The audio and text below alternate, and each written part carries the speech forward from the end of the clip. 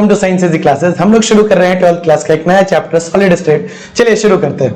ठीक है, जैसा कि आप लोग को मालूम है बच्चों, मैटर के कितने स्टेट होते हैं? 3। कौन कौन से? Solid, liquid, gas.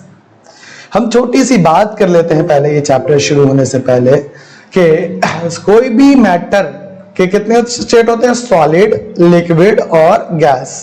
3 डब्बा बनाए। कोई भी मैटर जो है उसका स्टेट सॉलिड क्यों होता है या लिक्विड क्यों होता है या फिर गैस क्यों होता है, इसका पहले हम लोग रीजन पता करेंगे। साथ में मेरा पेन भी चल रहा है, उस पर भी ध्यान देखिएगा। चलिए समझिए, आपने बचपन से पढ़ा होगा, जब सर मैटर सॉलिड लिक्विड पढ़ाया होगा तो सॉलिड को कुछ इस तरह से बनाया होगा, लिक्विड को कुछ इस तरह से बनाया होगा और गैस को कुछ इस तरह से बनाया होगा।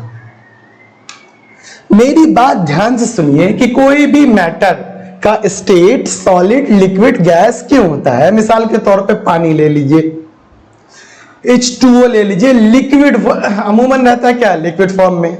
फ्रिज में रख दीजिए, टेम्परेचर कम हुआ तो किस में फॉर्म में चला जाता है? गैसियस फॉर्म में। बाहर निकालिए फ्रिज से, रूम टेम्परेचर पे लीजिए तो सराउंडिंग से टेम्परेचर ऑब्जॉर्व करके किस में चला जाता है? लिक्विड स्टेट में। फिर से उसको पैन में रखिए, गर्म कीजिए, वही लिक्विड किस में कन्वर्ट होने लगता है? गैसेस में कन्वर्ट होने लगता है। समझिए।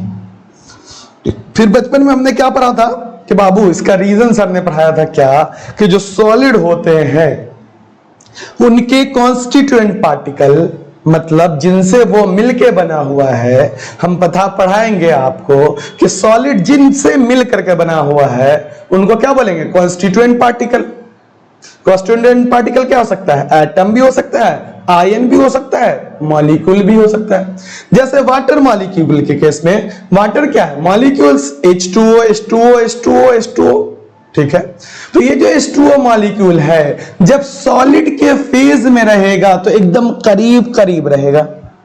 जैसे ही सराउंडिंग से टेम्परेचर अब्सॉर्ब किया, थोड़ा दूर दूर, और ज्यादा टेम्परेचर मिल गया गैस के, थोड़ा और दूर दूर हो गया। इस बात को समझिए कि जो स्टेट मैटर के 3 स्टेट होने के 2 रीजन है, 2 कारण है, 2 एनर्जीज है। क्या 2 है? एक का नाम है थर्मल एनर्जी और एक का नाम है, दोनों के बीच में, intermolecular force of attraction. 2 word समझिए। थर्मल एनर्जी मतलब हीट की वजह से मिलने वाली एनर्जी। दूसरा क्या है? Intermolecular force of attraction, 2 molecule के बीच में लगने वाला आकर्षण बल। यहां पर जैसा है ना, 2 मॉलिक्यूल, इनके बीच में लगने वाला आकर्षण बल। 2 reason, thermal energy, intermolecular force of attraction. समझिए। गैसेस था, है ना, भाप बना हुआ है, पेपर बना हुआ है वाटर मॉलिक्यूल का, उसको ठंडा कीजिए, किसमें कन्वर्ट होता है? लिक्विड में। और ठंडा कीजिए, किसमें कन्वर्ट हो जाता है? सॉलिड में। जब 100 डिग्री सेल्सियस से ऊपर का टेम्परेचर है तो उसमें क्या होता है? थर्मल एनर्जी ज्यादा हुआ, वो थर्मल एनर्जी कन्वर्ट हो जाती है काइनेटिक एनर्जी में, जिसकी वजह से वो पास ना रह करके दूर दूर रहेगा, दूर दूर रहेगा। ठीक है, तो इसलिए आपने सुना होगा इस बेसिक के क्लासेस में कि intermolecular force of attraction, intermolecular force of attraction inversely proportional to distance, या फिर कोई भी प्रकार का इंटरमॉलिक्यूलर फोर्स ऑफ अट्रैक्शन हो या रिपल्सन हो, डिस्टेंस डिपेंडिंग फैक्टर है। किस पर निर्भर करता है सर? दूरी पे। जब नजदीक होगा तो ज्यादा फोर्स ऑफ अट्रैक्शन लगेगा, करीब करीब आएगा, जैसे जैसे दूर जाएगा ये जो फोर्स ऑफ अट्रैक्शन या रिपल्सन है वो घटते चले जाएंगे। कैसा रिलेशन? Inversely proportional. सबको कंक्लूड करें बच्चों। हमने क्या कहा? किसी भी मैटर का सॉलिड, लिक्विड या गैस में होना 2 एनर्जीज पे डिपेंड करता है। पहला क्या? Thermal energy. दूसरा इंटरमॉलिक्यूलर फोर्स ऑफ अट्रैक्शन या रिपल्शन। समझो, सॉलिड के केस में क्या होगा, सॉरी गैसेस पर रहते ना, गैसेस के केस में क्या होगा, बहुत ज्यादा थर्मल एनर्जी। देखो ना 100 डिग्री पहले क्या था, आइस था, फिर एनर्जी लिया लिक्विड में कन्वर्ट हुआ, फिर 100 डिग्री सेल्सियस टेम्परेचर लिया, किस में कन्वर्ट हो गया, वेपर में। बहुत ज्यादा थर्मल एनर्जी है, तो ये थर्मल एनर्जी काइनेटिक एनर्जी में ट्रांसफर होगा, दूर दूर रहेगा। दूर दूर जितनी दूर रहेगा उतना ही कम फोर्स ऑफ अट्रैक्शन होगा, इसलिए गैसेस कंप्रेसिबल होती है, भटकती है, दूर दूर इसके मॉलिक्यूल रहते हैं। लिक्विड में क्या हुआ, थर्मल एनर्जी को कम कीजिए, थर्मल एनर्जी कम हुआ, काइनेटिक एनर्जी कम हो, काइनेटिक एनर्जी, थर्मल एनर्जी कम होगा तो काइनेटिक एनर्जी कम होगा। काइनेटिक एनर्जी क्या फिर बच्चों, गतिज ऊर्जा, जिससे मॉलिक्यूल, जिस ऊर्जा को लेकर के मॉलिक्यूल क्या करता है, रैंडम मोशन करता है, चलता फिरता है। तो सबसे ज्यादा किसमें है थर्मल एनर्जी, गैसेस में। तो काइनेटिक एनर्जी भी सबसे ज्यादा किसमें होगी, गैसेस में। एनर्जी कम हुई तो लिक्विड में आया, क्यों, क्योंकि उसकी थर्मल एनर्जी कम हुई तो काइनेटिक एनर्जी भी कम हो गई। मॉलिक्यूल पास पास आए तो दोनों के बीच में क्या लगा, फोर्स ऑफ अट्रैक्शन। ये वाटर मॉलिक्यूल है ना, आप इसको गिराइएगा भी तो कम से कम एक ड्रॉप गिरेगा। एक ड्रॉप का मतलब क्या है, उसमें मिलियंस H2O मॉलिक्यूल रहते हैं। इसका मतलब क्या है, H2O के बीच में क्या होगा, फोर्स ऑफ अट्रैक्शन होगा। समझ में आया। काइनेटिक एनर्जी, काइनेटिक एनर्जी ज्यादा, सॉरी थर्मल एनर्जी ज्यादा तो काइनेटिक एनर्जी ज्यादा, मॉलिक्यूल दूर दूर, कोई फोर्स ऑफ अट्रैक्शन नहीं, गैस। थोड़ा सा कम एनर्जी हुआ, थोड़ा सा कम एनर्जी हुआ तो थर्मल एनर्जी कम तो काइनेटिक एनर्जी कम, तो डिस्टेंस मॉलिक्यूल के बीच में डिस्टेंस कम तो फोर्स ऑफ अट्रैक्शन ज्यादा। समझ में आ रहा है ना। डिस्टेंस का रिलेशन कैसा है, directly proportional, inversely proportional. Inversely proportional का बताया हमने। दूरी घटेगी फोर्स ऑफ अट्रैक्शन बढ़ेगा, दूरी घटेगी फोर्स ऑफ अट्रैक्शन बढ़ेगा। चलिए हमने क्या क्या, गैसेस था बहुत ज्यादा थर्मल एनर्जी, गैसेस क्या था ज्यादा थर्मल एनर्जी, तो काइनेटिक एनर्जी ज्यादा, तो ज्यादा दूर दूर रहेगा, किसी प्रकार का फोर्स ऑफ अट्रैक्शन लगेगा नहीं सर, बहुत कम, निग्लेजेबल, इसलिए गैसेस मॉलिक्यूल दूर दूर रहते हैं। ठीक है। लिक्विड के केस में थर्मल एनर्जी का कम तो काइनेटिक एनर्जी कम, मॉलिक्यूल पास पास आए तो इनके बीच में क्या लगा, फोर्स ऑफ अट्रैक्शन। अभी भी इतना ज्यादा फोर्स ऑफ अट्रैक्शन नहीं लगा या इतनी कम थर्मल एनर्जी नहीं हुई कि जो मॉलिक्यूल्स हैं या जो कॉन्स्टिट्यूएंट पार्टिकल्स हैं वो फिक्स पोजीशन ऑक्युपाई कर ले। तो सॉलिड के केस में क्या होगा कि लिक्विड से और कम टेम्परेचर कीजिएगा, फ्रिज में ले जाके कम करते हैं ना, और कम टेम्परेचर कीजिएगा तो थर्मल एनर्जी कम, काइनेटिक एनर्जी कम हो जाएगी, तो जो कॉन्स्टिट्यूएंट पार्टिकल है वो फिक्स पोजीशन ऑक्युपाई कर लेंगे, फिक्स अपनी ज्योमेट्री बना लेंगे और उसी को क्या बोलते हैं, सॉलिड। शो ये इंट्रोडक्शन आपको समझ में आया होगा। एक बार और देखिए, मैटर की कितने स्टेट है, 3, सॉलिड, लिक्विड, गैस। इसकी वजह क्या है, दो तरह की चीज, एक क्या है थर्मल एनर्जी, दूसरी क्या है, थर्मल एनर्जी बढ़ेगा तो क्या, थर्मल एनर्जी से रिलेशन किसका है, काइनेटिक एनर्जी का। थर्मल एनर्जी बढ़ेगा, थर्मल एनर्जी, ये क्यों चेंज हो गया, एक मिनट बच्चों, हाँ, थर्मल एनर्जी बढ़ेगा तो काइनेटिक एनर्जी बढ़ेगा, काइनेटिक एनर्जी बढ़ेगा तो मॉलिक्यूल दूर दूर रहेगा, दूर दूर रहेगा तो फोर्स ऑफ अट्रैक्शन कम होगा, नजदीक नजदीक रहेगा तो फोर्स ऑफ अट्रैक्शन ज्यादा होगा। फिर से मैटर के कितने state, 3, solid, liquid, gas. Reason क्या है इनके अलग अलग स्टेट होने का, 2 रीजन, पहला थर्मल एनर्जी, दूसरा intermolecular force of attraction. Gases के केस में सबसे ज्यादा थर्मल एनर्जी होती है, इसलिए इसके अंदर सबसे ज्यादा काइनेटिक एनर्जी होती है। मॉलिक्यूल दूर दूर रहते हैं तो इनके मॉलिक्यूल के बीच में फोर्स ऑफ अट्रैक्शन बिल्कुल निग्लेजेबल होता है, इसलिए इसके पार्टिकल का कोई फिक्स पोजीशन नहीं होता है, इसलिए ना ही इसकी कोई फिक्स ज्योमेट्री होती है, ना ही फिक्स शेप होता है, ना ही फिक्स वॉल्यूम होता है। आपने एनर्जी कम किया, किस में कन्वर्ट हो गया, लिक्विड में। एनर्जी कम किया, कौन सी, थर्मल एनर्जी कम हुई तो काइनेटिक एनर्जी कम हुई, मॉलिक्यूल्स पास पास आए तो मॉलिक्यूल के बीच में क्या लगा, inter molecular force of attraction. चलेगा, ठीक है। इंटरमॉलिक्यूलर फोर्स ऑफ अट्रैक्शन हो गया, शेप फिक्स हुआ नहीं सर, मगर वॉल्यूम फिक्स हो गई। चलिए, और कम की एनर्जी आपने, और कम की एनर्जी इतनी कम की कि मॉलिक्यूल के बीच में बहुत ज्यादा फोर्स ऑफ अट्रैक्शन लगने लगा। सब मॉलिक्यूल आपस में फोर्स ऑफ अट्रैक्शन लगा लगा करके क्या करेंगे, फिक्स अपना ज्योमेट्री कर लेंगे, ज्योमेट्री बना लेंगे। अगर ऐसा हुआ तो इसी को क्या बोलते हैं, सॉलिड स्टेट। रीजन समझ में आया सॉलिड लिक्विड गैस होने का। फिक्स ज्योमेट्री होगी तो क्या होगा, फिक्स शेप होगा, फिक्स वॉल्यूम होगा, फिक्स मास होगा। होप सोप ये इंट्रोडक्शन आपको समझ में आया होगा। तो एनसीईआरटी ने कुछ उसको इस तरह से लिखा है, हम उसको थोड़ा सा सिंप्लीफाई करने की कोशिश किए हैं, मगर कोशिश किए हैं कि आज बस वैसा ही रहे क्योंकि आपको एनसीईआरटी भी थोड़ा बहुत समझ में आए। As we know, matter can exist in three states: solid, liquid, gas. In this chapter, we will focus only on solid state. इस चैप्टर में हम लोग किसके बारे में पढ़ने जा रहे हैं, सॉलिड स्टेट। सबको पता है every substances have two opposing forces in it। कितने तरह की फोर्स है, दो। पहला अट्रैक्टिव फोर्सेस है ना, किसके बीच में लगेगा, between the particles, between the constituent particle, ठीक है। which tends to keep the particle closer। Intermolecular force of attraction का काम क्या होगा, अट्रैक्टिव फोर्सेस का काम क्या होगा, मॉलिक्यूल को पास रखना। दूसरे तरह की एनर्जी क्या, thermal energy, which tends to keep them apart। Thermal energy क्या करेगी, सबको दूर भगाएगी, है ना, by making them move faster. Thermal energy की वजह से मॉलिक्यूल क्या करेंगे, दूर दूर भागेंगे, फास्ट भागेंगे।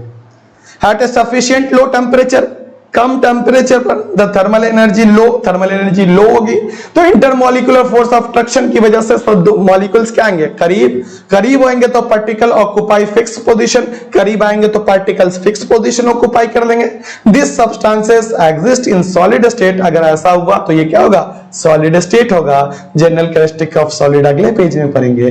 होप सो ये इंट्रोडक्शन समझ में आया होगा। बाइट करके रट्टा मारने नहीं लगेगा, ना ही ऑब्जेक्ट, ना ही 1 नंबर 2 नंबर में आएगा, ना ही 5 नंबर में ये आएगा। आपको क्या करना है, अच्छे से समझना है कि अगर इस पे बेस्ड ऑब्जेक्टिव आए तो आप आसानी से बना पाओ।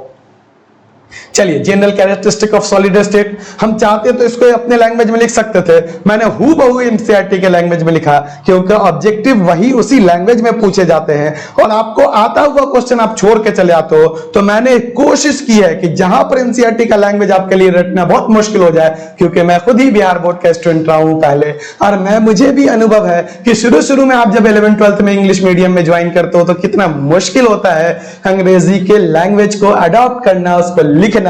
इसको ध्यान में रखते हुए मैं बार बार आपको इंडिकेट करते चले जाऊंगा। कोशिश तो करूंगा कि लैंग्वेज आपके लिए आसान से आसान बना दिया जाए, मगर यह जरूरी नहीं उसके कि मैं एनसीईआरटी को पूरी तरह से छोड़ के करूं। अगर ऐसा करूंगा तो एग्जाम के क्वेश्चंस आपको समझ में नहीं आएंगे। आपको तो लगेगा कि सर बहुत आसान पढ़ा दिए, मगर एग्जाम के क्वेश्चन उतनी आसानी से नहीं बनेंगे। बहरहाल हम पढ़ क्यों रहे हैं कि आसानी से हमारे एग्जाम्स के क्वेश्चन बन जाए। इस बात का ख्याल रखते हुए मैं एनसीईआरटी को टच करते हुए ही चलूंगा। चलिए, जनरल कैरेक्टरिस्टिक्स ऑफ सॉलिड, पहले they have definite mass, volume and shape, पास आ गए, फिक्स ज्योमेट्री हो गई, फिक्स मास हो जाएगा, फिक्स वॉल्यूम होगा और फिक्स शेप होगा। इंटरमॉलिक्यूलर डिस्टेंस शॉर्ट, अभी आपने देखा, इंटरमॉलिक्यूलर फोर्सेस, डिस्टेंस शॉर्ट होगा तो फोर्स ऑफ अट्रैक्शन ज्यादा होगा। दियर कॉन्स्टिट्यूएंट पार्टिकल, जिनसे मिलकर के बना है, एटम हो सकते हैं, मॉलिक्यूल्स हो सकते हैं या आयंस हो सकते हैं, हैव फिक्स पोजीशन, अभी हमने बताया, can only oscillate at their mean position. ये जो हमने बनाया, ये बचपन में हमने देखा था कि मोस्टली जगह हमने देखा, चलो कंट्रोवर्सी हो जाएगी, इसको रहने दो, मगर अमूमन होता क्या है, हमने देखा है कि एकदम पास सटा के बना देते हैं। ये भी गलत है, थोड़ा दूर रखिए, क्योंकि सॉलिड के भी पार्टिकल्स भले दूर ना जाए, कम एनर्जी होने की वजह से पास रहते हैं, फिक्स पोजीशन ऑक्यूपाई कर लेते हैं, मगर एनर्जी इतनी भी कम नहीं हो कि वो पूरी तरह से डेड हो जाए। ये मॉलिक्यूल्स अपने फिक्स पोजीशन पे ही, दूर तो नहीं जा पाते क्योंकि थर्मल एनर्जी कम होती है, इंटरमॉलिक्यूलर फोर्स ऑफ अट्रैक्शन ज्यादा होता है, फिक्स ज्योमेट्री होता है, मगर इसके मॉलिक्यूल क्या करते हैं, अपने ही मीन पोजीशन पे ऑसिलेट करते हैं। मीन पोजीशन पे रह करके क्या करते हैं, देखिए ये पेन मार्कर इस तरह से नहीं दिख रहा है, इसको कहते हैं मीन पोजीशन पे रह के ऑसिलेट करना। दे हैव इनकम्प्रेसिबल सॉलिड, कैसा होता है, इनकम्प्रेसिबल होता है, ठीक है, हार्ड होता है, रिजिड होता है, सख्त होता है। समझ में आया सॉलिड? चल, टाइप्स ऑफ सॉलिड 2 तरह के, एक सच्चा सॉलिड, दूसरा झूठा अच्छा सॉलिड। सच्चे सॉलिड मतलब ट्रू सॉलिड, उसी को क्रिस्टलाइन सॉलिड कहते हैं। स्यूडो सॉलिड मतलब झूठा सॉलिड, ऐसा सॉलिड जो सॉलिड की तरह दिखता तो है मगर रियल सॉलिड नहीं है, जैसे ये लिक्विड। ये क्या है? ये क्या है? स्यूडो सॉलिड है। क्यों? क्योंकि क्या किया गया, इसको पिघला करके बनाया गया है ना। ये क्या है? ये क्या है? स्यूडो सॉलिड है, क्रिस्टलाइन सॉलिड नहीं है। पेन जो बना हुआ प्लास्टिक का कैसा सॉलिड है? स्यूडो सॉलिड है। एमोर्फस सॉलिड हो तो सॉलिड कितने तरह के? दो तरह के बेटा। कौन कौन से? क्रिस्टलाइन सॉलिड और एमोर्फस सॉलिड। क्रिस्टलाइन सॉलिड और एमोर्फस सॉलिड। देखो क्या है क्रिस्टलाइन सॉलिड, एमोर्फस सॉलिड। अभी हमने क्या पढ़ा बच्चों? एकदम ध्यान से सुनना। सॉलिड कितने तरह के? दो तरह के। देखो अभी हमने ये फोटो बनाया, हमने क्या पढ़ाया कि सॉलिड बनने का क्या रीजन है? मॉलिक्यूल फिक्स पोजीशन पर ऑक्यूपाई कर ले, इतनी कम थर्मल एनर्जी कर दो। अगर फिक्स पोजीशन को ऑक्यूपाई करके एक फिक्स ज्योमेट्री बना ले, उसके जो कॉन्स्टिट्यूएंट पार्टिकल है, एटम है, मॉलिक्यूल है और आयन है, अगर फिक्स ज्योमेट्री बना ले तो उसको क्रिस्टलाइन सॉलिड कहते हैं। क्रिस्टलाइन देखो ना, एकदम फिक्स ज्योमेट्री बन गई ना। यहां पर देखो ना बच्चों, ये देखो, ये देखो, ये देखो, एकदम पर्टिकुलर, एकदम फिक्स कॉन्स्टिट्यूएंट पार्टिकल आकर के एकदम फिक्स ज्योमेट्री बना लिए ना। कॉन्स्टिट्यूएंट पार्टिकल आकर के एनसीईआरटी का डायग्राम फिक्स ज्योमेट्री बना लिए ना। तो ऐसे सॉलिड को जो एकदम अच्छा सा फिक्स ज्योमेट्री बना ले, क्रिस्टलाइन सॉलिड कहते हैं। यहां पर क्या होगा? थर्मल एनर्जी कम होने की वजह से तो मॉलिक्यूल पास पास तो आ गए, मगर ये फिक्स ज्योमेट्री नहीं बना पाए। देखो कोई फिक्स ज्योमेट्री है, कोई इसका ऑर्डर एक प्रॉपर वे में है, इसको ये देखो, इसका प्रॉपर वे में ऑर्डर है, बहुत दूर तक ऐसे वो ऑर्डर बना रहेगा। इसलिए एनसीईआरटी इसके लिए कौन सा वर्ड यूज करती है? देखिएगा, पढ़े होंगे आप तो देखिएगा कौन सी वर्ड यूज करती है? Long range order. कैसा? Long range order. ये जो मॉलिक्यूल है पास पास आकर के फिक्स ज्योमेट्री बना लेगी, लंबे समय तक बनाएगी, बहुत दूर तक बनाएगी, इसी को क्या बोलेंगे? Long range order. तो क्या पढ़ाया? सॉलिड के पार्टिकल्स में एनर्जी कम होने की वजह से, थर्मल एनर्जी कम होने की वजह से काइनेटिक एनर्जी कम होती है, पास पास आ जाते हैं। पास पास आने के बाद अगर वो फिक्स ज्योमेट्री बना ले, क्रिस्टलाइन सॉलिड, अगर फिक्स ज्योमेट्री नहीं बना पाए, जैसे तैसे रहे बेढंगे ढंग से, तो एमोर्फस सॉलिड। समझ में आया? देखिए, crystalline solid consist of a large number of small crystals. ये देखिए ना, ये फिक्स ज्योमेट्री बनाएगा और फिक्स ज्योमेट्री बना करके ये क्या बना लिया? एक क्रिस्टल का फॉर्मेशन किया। अगर क्रिस्टल अभी आपको सही से समझ में नहीं आएगा तो आप टेंशन मत लीजिए, हम आगे चल के क्रिस्टल का डेफिनेशन भी पढ़ाएंगे और इसका लैटिस पॉइंट, ये जो पॉइंट है सबके डेफिनेशन पढ़ाएंगे तो अच्छे से समझाएंगे। सिर्फ इतना समझ लो कि ये क्या बना लेता है? Small crystals, each of them having definite characteristic geometrical shape. और ये जो है क्रिस्टल जो है, ये डिफिनिट ज्योमेट्रिकल कैरेक्टरिस्टिक शेप बना लेता है, फिक्स शेप में आ जाए। Has long range regular pattern of arrangement of particle. लंबे समय तक यही अरेंजमेंट ऑफ पार्टिकल बना रहे, ऐसे अरेंजमेंट को क्रिस्टलाइन सॉलिड कहते हैं। फिर से, it consist of large number of small crystal. जब पास आएंगे, फिक्स पोजीशन ऑक्यूपाई करेंगे, तो क्या करा लेगा? क्रिस्टल का निर्माण कर लेगा। किसका निर्माण कर लेगा? क्रिस्टल का। और ये जो क्रिस्टल है, ये जो क्रिस्टल है, लंबे समय तक एकदम फिक्स पोजीशन पे बना हुआ रहेगा, जिसकी वजह से geometrical shape, long range pattern बनाएगा। और इसी को क्या बोलते हैं? True solid, crystalline solid. Amorphous solid is consist of particle of irregular shape. ये कैसा बना होगा? टेम्परेचर तो कम हो गया मगर ये कैसा होगा? Irregular shape. एग्जांपल क्या है? NaCl और क्वार्ट्ज। नहीं समझ में आया? देखो, सॉलिड दो तरह के। हमने क्या कहा? मॉलिक्यूल्स को आप ठंडा कीजिए। ठंडा करने के बाद पार्टिकल में काइनेटिक थर्मल एनर्जी कम होगी तो काइनेटिक एनर्जी कम होगी। काइनेटिक एनर्जी करके एकदम फिक्स पोजीशन ऑक्यूपाई कर ले, बस इतना समझिए। बाकी इसके आगे क्रिस्टल का मीनिंग समझाएंगे, आगे टॉपिक है वहां पे समझाएंगे, तो फिर से एक बार आपको रिपीट कर देंगे, ठीक है? तो फिक्स क्रिस्टल बना ले, फिक्स पोजीशन बना करके फिक्स क्रिस्टल बना ले, तो इसको क्या बोलेंगे? Crystalline solid. जैसे तैसे इर्रेगुलर रहेगा तो उसको क्या बोलेंगे? Amorphous solid. ठीक, देखो ग्लास, देखो ग्लास, देखे आप, है ना। दादी के जमाने का ग्लास निकालिए अगर पड़ा हो आपके घर में, देखिएगा ऊपर पतला है और नीचे मोटा। क्यों ऐसा होता है? क्योंकि ये क्या है? Super cooled liquid, real solid नहीं है। अगर रियल सॉलिड होता तो इसके पार्टिकल्स फिक्स पोजीशन ऑक्युपाई करते, फिक्स ज्योमेट्री बनती इसकी, मगर वो क्या है? ग्लास क्या है? सुपर कूल्ड लिक्विड है। ठंडा होने की वजह से उसके जो मॉलिक्यूल्स है, ठंडा होने की वजह से क्या होगा? थर्मल एनर्जी कम होगा, थर्मल एनर्जी कम होगा तो काइनेटिक एनर्जी कम होगा, काइनेटिक एनर्जी कम होगा तो मॉलिक्यूल दूर दूर भागेंगे नहीं, एक पोजीशन पे तो रहेंगे, मगर इसकी कोई फिक्स ज्योमेट्री नहीं होगी, और इसी को क्या बोलते हैं? Amorphous solid. अगर फिक्स ज्योमेट्री बनेगी तो लंबे समय तक के लिए जैसे है वैसा ही रहेगा।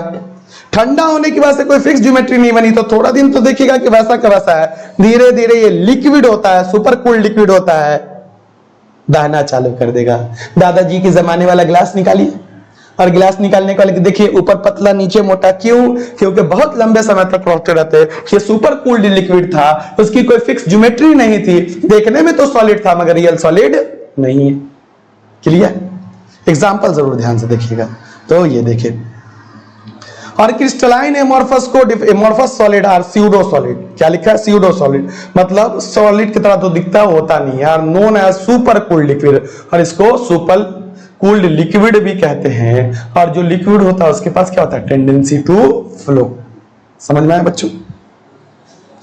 क्रिस्टलाइन और एमॉर्फस सॉलिड का जो मेन बेसिक डिफरेंशिएट करने के लिए नेचर होता है वो आइसोट्रोपिक और एनाइसोट्रोपिक।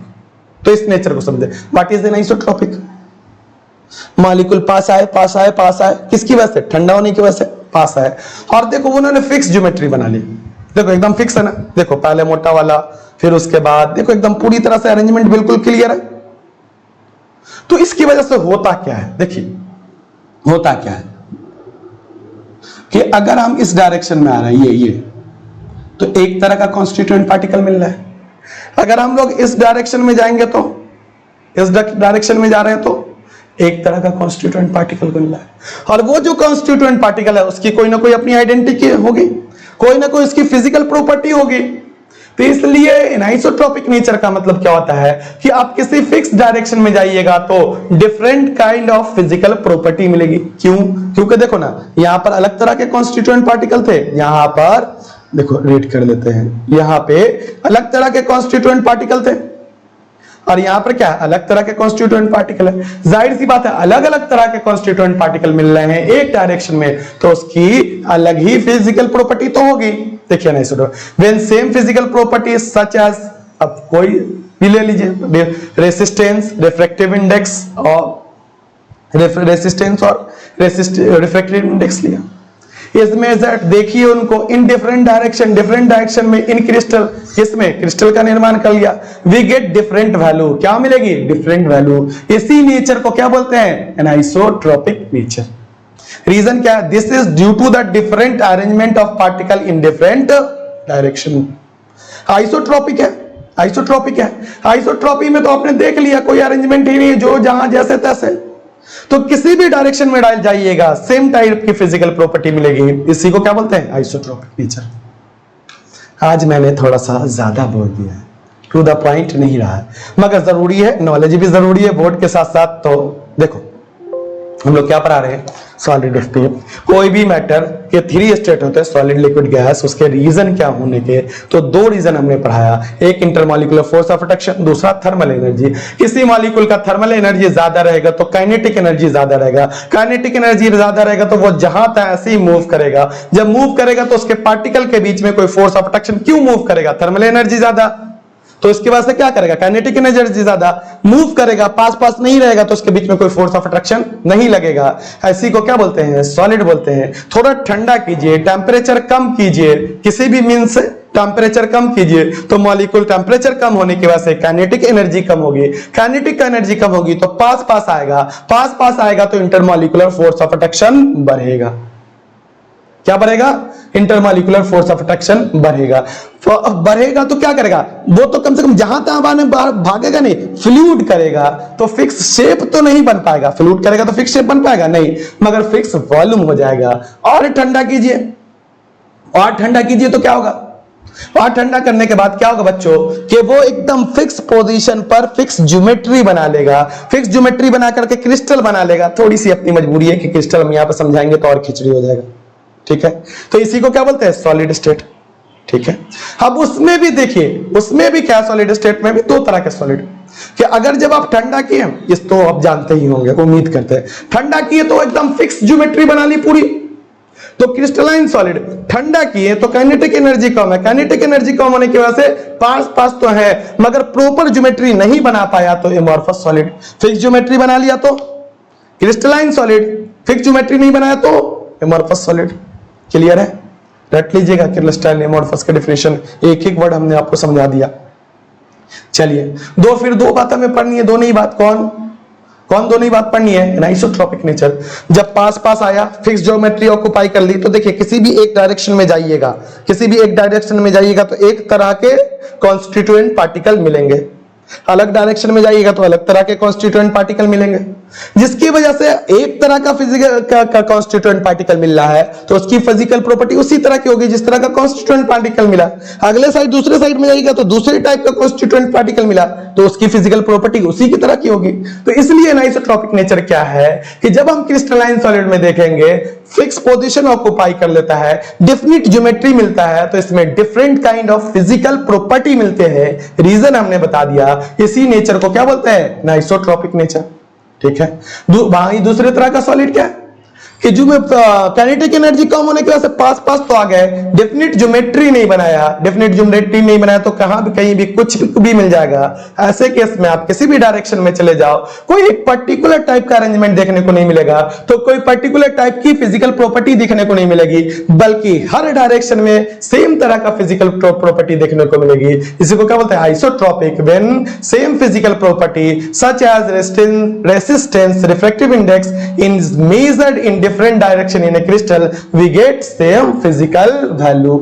याद क्या करना है, सबसे पहले कैरेक्टरिस्टिक ऑफ सॉलिड स्टेट, दूसरा याद करना है क्या, क्रिस्टलाइन का डेफिनेशन और एमॉर्फस का डेफिनेशन, तीसरा याद क्या करना है, आइसोट्रॉपिक नेचर, अनआइसोट्रॉपिक नेचर। इतनी देर के बाद में सिर्फ 4 बातें आपको अच्छे से याद करनी है। फिर भी बोलता हूं, एक बार अच्छे से समझ लीजिए, समझ करके उसको लिखिए, लिख के प्रैक्टिस कीजिए, सिर्फ रटिएगा। आप बिहार बोर्ड से आए, मैक्सिमम बच्चों को इंग्लिश लिखने में दिक्कत है, आप लिख तो लीजिएगा, बहुत सारा एरर होगा, तो इसलिए सॉरी याद तो कर लीजिएगा और फिर लिखने डायरेक्ट एग्जाम हॉल में लिखिएगा तो कभी कुछ होगा, मगर लिख के प्रैक्टिस करने की आदत होगी तो थोड़ी दिन के बाद आप देखिएगा कि प्री बोर्ड आते तक आपको लिखने की प्रैक्टिस तो पक्का डेवलप हो जाएगी बच्चों। मैं आपको वही चीज शेयर करता हूं, वही चीज बता रहा हूं जो मैं लगातार ऑफलाइन क्लासेस में अनुभव करता हूं, दिन रात बच्चों के बीच में रह करके। तो हमारी स्ट्रेटजी ये है कि बहुत ज्यादा भीड़ जम जाए एक बार, ये ऐसा कुछ है नहीं मेरा मंशा, बल्कि ये है कि आप में से मैक्सिमम बच्चे मैक्सिमम मार्क्स अमाउंट से पास करके तो आपको जब एक बार हमें इन्फॉर्म करोगे तो वो ज्यादा अच्छा लगेगा, ठीक है। तो आप मेरी बात को जरूर फॉलो कीजिए। चलिए, तो हम लोग अब नेक्स्ट पढ़ेंगे डिफरेंस बिटवीन क्रिस्टलाइन सॉलिड और एमॉर्फस सॉलिड, दोनों के बीच में क्या क्या फर्क है। सॉलिड तो हो गया, ठंडा कर दिया तो क्या हो गया, सॉलिड।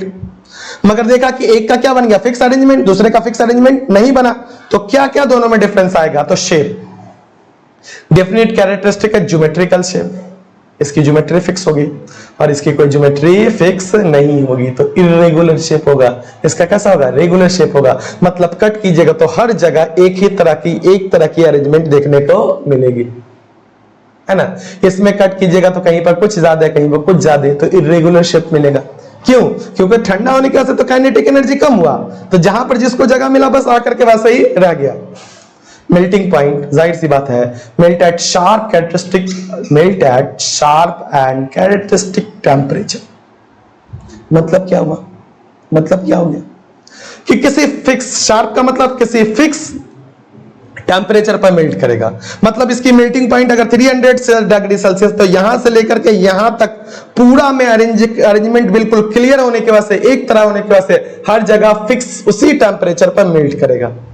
आप क्या देखिएगा एमॉर्फस में, आपने कभी जला कपड़ा को जलते हुए देखा होगा, प्लास्टिक्स को जलते हुए देखा होगा, देखिए कहीं पर तेजी में मेल्ट करता है, कहीं पर बहुत स्लो हो जाता है। क्यों? क्योंकि उनकी ज्योमेट्री फिक्स नहीं है, जिसकी वजह से अलग अलग पोजीशन पे अलग अलग टाइप का कॉन्स्टिट्यूएंट पार्टिकल देखने को मिलेगा। कोई फिक्स ज्योमेट्री नहीं मिलेगी, तो मेल्टिंग पॉइंट भी अलग होगा, इन रेंज होगा कि इतने से इतने के दरमियान में वो मेल्ट करेगा। क्लीवेज प्रॉपर्टी मतलब इसको कट कीजिएगा ना, आप क्रिस्टलाइन को कट कीजिएगा तो क्या करेगा? क्लीवेज कट कीजिएगा तो when we cut with sharp knife edge tools they split into two pieces, दो टुकड़ों में कटेगा। And the newly generated surface are plain and smooth. करने का मतलब क्या है कि जब कट कीजिएगा तो ये क्या बनेगा? प्लेन और स्मूथ बनेगा, एकदम प्लेन कर देगा। अब रबर को काट करके देखिए ना, कभी भी प्लेन नहीं कटेगा, तो ये कैसा कलेक्ट कर देगा? इर्रेगुलर देगा। कैसा रह देगा? इर्रेगुलर सरफेस देगा। Heat of fusion they have definite characteristic, definite होगा, और इसके पास डिफिनिट नहीं होगा heat of fusion. Anisotropic nature तो आपको अभी पढ़ा है, क्रिस्टलाइन एनाइसोट्रोपिक नेचर होगा, और ये कैसा होगा बच्चा? आइसोट्रोपिक नेचर होगा। ऑर्डर ऑफ अरेंजमेंट लंबे समय तक अपना अरेंजमेंट बरकरार रहेगा, इसका बहुत कम समय के लिए अरेंजमेंट बनेगा। ये तो एनसीईआरटी को हूबहू हमने लिख दिया है। आप कहा कि अगर डिफरेंस पूछता है, प्री बोर्ड्स में पूछेगा तो क्या करोगे? अपनी तरफ से देखते हैं क्या करने की कोशिश की। सॉलिड, क्रिस्टलाइन सॉलिड, ये वाला याद कर लीजिएगा, हो सकता है थोड़ा सा आपके लिए आसान हो जाए। सेम बात, regular order arrangement of constituent particle, थोड़ा सा आसान हो गया इंग्लिश। ये कैसा होगा? Irregular disordered arrangement of constituent particle. Long range order arrangement, ordered arrangement, लंबे समय तक ऑर्डर्ड अरेंजमेंट होता है। ऑर्डर्ड का मतलब एकदम फिक्स प्रॉपर वे में। यहां पर क्या होता है? बहुत कम समय के लिए होता है। They have sharp melting point, एकदम exact. They don't have sharp melting point, melt of a range of temperature, मतलब क्या होगा? 200 से लेके 500 ऐसा लिखा हुआ टेम्परेचर, इसका मतलब क्या हुआ? रेंज इन टेम्परेचर, इतना से इतना के बीच में ये मेल्ट करेगा। They have sharp edges faces, cut कीजिएगा तो एकदम क्या करेगा? देखिएगा किनारा एकदम प्रॉपर, एकदम चिकना बनेगा। इसका कैसा बनेगा? कैसा बनेगा? They don't have sharp edges and faces. ठीक है, नेक्स्ट है these are anisotropic in nature, और ये क्या है? Isotropic in nature. थोड़ा आसान हो गया ना, इसलिए मैंने एक्स्ट्रा मेहनत करके एनसीईआरटी से अलग आपको नोट्स बना के दिया। क्या पढ़ा पूरे क्लास में बच्चों? कि सॉलिड, किसको सॉलिड कहते हैं? सर मैटर के 3 स्टेट हो सकते हैं, सॉलिड, लिक्विड और गैस। क्लियर है? क्यों होते हैं? 2 रीजन, एक क्या? थर्मल एनर्जी, दूसरा बताओ। नहीं बोलो ना, चैट बॉक्स में जल्दी जल्दी कमेंट बॉक्स में जाके लिखो तो। एक है थर्मल एनर्जी, दूसरा intermolecular force of attraction. Gases case में सबसे ज्यादा थर्मल एनर्जी, सबसे ज्यादा दूर दूर भागेगा, दूर दूर भागेगा तो इंटरमॉलिक्यूलर फोर्स ऑफ अट्रैक्शन सबसे कम होगा। लिक्विड के केस में से कम थर्मल एनर्जी तो थोड़ा कम दूर भागेगा, थोड़ा सा इंटरमॉलिक्यूलर फोर्स ऑफ अट्रैक्शन लगेगा, इसलिए क्या हो जाता है? उसकी वॉल्यूम कम से कम फिक्स हो जाती है। सॉलिड के केस में और कम थर्मल एनर्जी कम तो क्या है?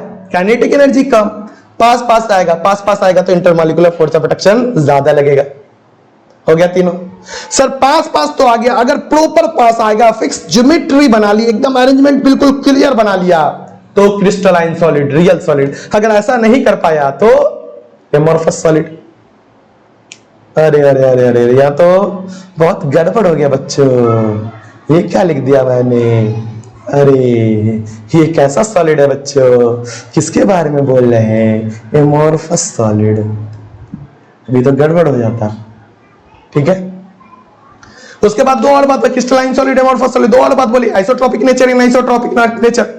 एनाइसोट्रोपिक नेचर क्या है? एकदम प्रॉपर अरेंजमेंट हुआ तो किसी एक डायरेक्शन में जाइएगा तो एक तरह के मॉलिक्यूल देखने को मिलेंगे, एक तरह के कॉन्स्टिट्यूएंट पार्टिकल देखने को मान लेंगे तो एक तरह का क्या मिलेगा? Physical property. अलग डायरेक्शन में जाइएगा तो अलग तरह के कॉन्स्टिट्यूएंट पार्टिकल होंगे, अलग तरह के कॉन्स्टिट्यूएंट पार्टिकल होंगे तो क्या होगा? अलग तरह की फिजिकल प्रॉपर्टी। तो इन शॉर्ट डिफरेंट डायरेक्शन में different physical property, anisotropic nature. Amorphous solid में क्या हुआ? किसी भी डायरेक्शन में जाओ, कुछ पता ही नहीं चल रहा है किधर क्या है, तो उसका फिजिकल प्रॉपर्टी किसी भी डायरेक्शन में जा दो सेम मिलेगा। होप सो ये इंट्रोडक्शन याद क्या करना है, रिपीट कर देते हैं। Characteristic of solid, crystalline, amorphous का डिफिनेशन, दोनों का difference, isotropic nature, anisotropic nature. जल्दी से तुम करके रखो, मिलते हैं बहुत जल्दी नेक्स्ट वीडियो में। तब तक के लिए thank you, bye, have a nice day.